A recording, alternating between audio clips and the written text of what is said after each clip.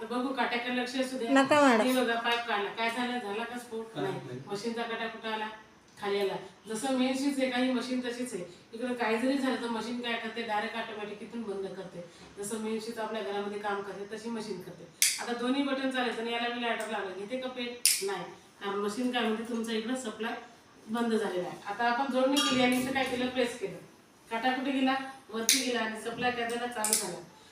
आपल्याला 100% गॅस येते. बरेच वेळेस पाईप फुलेले असते, गंजले असते, निरमा पावडर लिक्विड शेगडी घासतो. केमिकलचं पाणी कुठे जाते? पाईपामध्ये. आतून काय असते? लोखंडी जाळी. मग अशी जर एखाद्या जर आग लागली, काय झालं तर काय काय नसेल घराच्या बाहेर? घरी नेहमी सर असू शकते का? नाही.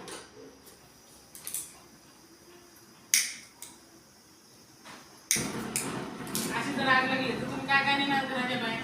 काय नेऊ शकता? घराच्या बाहेर पावसाल काय? बाहेर कोणी निघालीच व्हायला नाही. काय झालं तर काहीच नाही. किती भीती वाटली बरं जीवाची. दिसतेच की नाही. तुम्ही मशीन काय करते, इथून डायरेक्ट ऑटोमॅटिक उठून टाकते. म्हणजे दुर्घटना म्हणजे होऊ देत नाही.